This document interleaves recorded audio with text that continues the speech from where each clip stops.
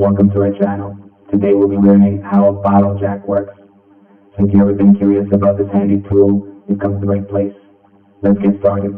Before we jump into the inner workings of a bottle jack, let's first look at the key components involved. A bottle jack is a hydraulic lifting device designed to raise heavy loads. It consists of a cylinder-shaped body, hence the name bottle jack, which houses the hydraulic system. The bottle jack has a large base, providing stability when in use. This is the handle.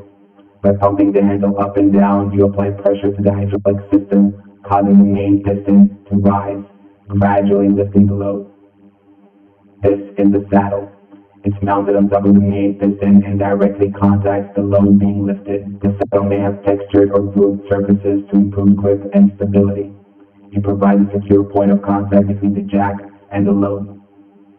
On certain models of bottle jacks, the saddle may be threaded. By rotating the saddle manually, it can be adjusted vertically, allowing for fine-tuning of the height when necessary.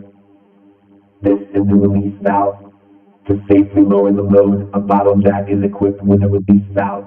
By turning the valve, you can gradually release the pressure in the hydraulic system, allowing the load to descend in a controlled manner. We'll take a look at the release valve in more detail later in this video. Now let's take a closer look inside the bottle jack. This is the oil reservoir, filled with hydraulic oil, which acts as a working fluid for the system. It's important to ensure the reservoir is adequately filled for proper operation. The hydraulic oil within the reservoir is not pressurized. This is the oil plug. The oil reservoir is typically filled to the lower rim of the oil plug hole. This is the pump cylinder and piston. This is where the hydraulic fluid gets pressurized. The handle is inserted into the handle bracket, which is directly connected to the pump piston. When you pump the handle, you basically operate the pump piston.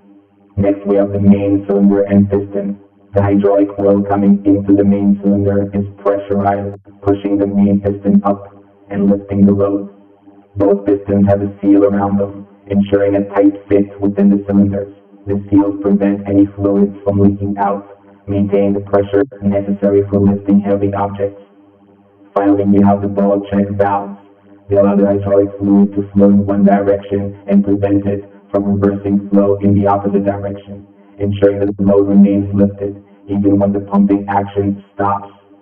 The valve operates based on the pressure differential between the input and output sides. We have a 2-ball check valve in the bottle jack, one for the pump cylinder and one for the main cylinder. A ball check valve typically uses a spring-loaded or free-floating ball that rests on the sealing seat to close the valve orifice. The check valve in today's example is using a free-floating ball. The valve seat is conically tapered to properly guide the ball, providing a positive seal and preventing backflow. When the oil pressure from the inlet side exceeds the pressure from the outlet side, the ball is dislodged from its seat, allowing fluid to flow through. When the outlet pressure exceeds the inlet pressure, the ball closes with the back pressure or with the spring, effectively closing the orifice. A free-floating ball check valve requires a reverse flow or gravity to move the ball against the seat to seal it. Let's now understand the bottle jack working principles. A bottle jack operates in 2 principles. The first principle is the law of the lever. A lever amplifies an input force to provide a greater output force, equaling the ratio of the output force to the input force. There are 3 classes of levers depending on the location of the load and effort with respect to the fulcrum, also called the pivot point.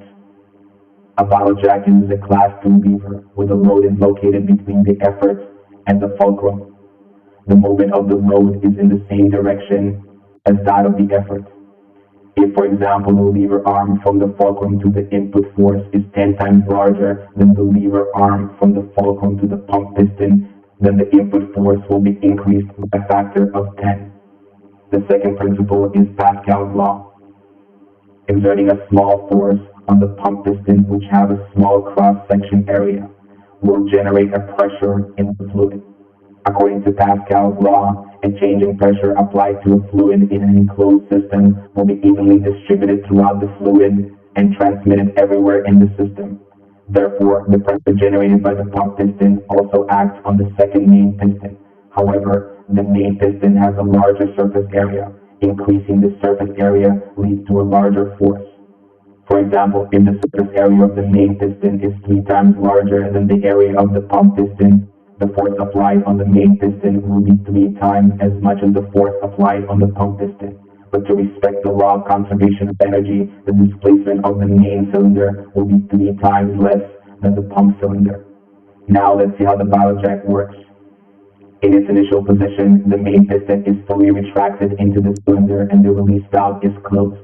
As you pump the handle, when the pump piston moves up, the hydraulic oil is sucked from the oil reservoir to the pump cylinder through an inlet passage.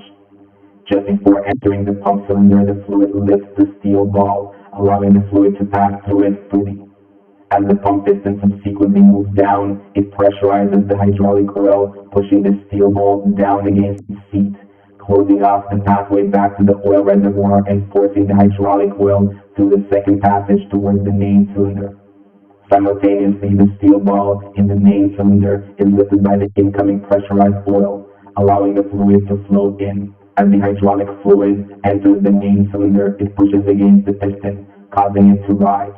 The piston's upward movement transfers the force to the object being lifted, allowing it to raise heavy loads with relative ease. When the piston moving downward reaches the end of its stroke, gravity causes the ball in the main cylinder to close, and the pressurized oil keeps it shut, preventing hydraulic oil from flowing back into the pump cylinder. The pumping process can now be repeated until you reach the desired height. The more you pump the handle, the longer the piston extends, allowing greater lifting height. Finally, when you're done lifting and you want to lower the load, you can slowly turn the release valve stem counterclockwise, typically using the handle as a tool.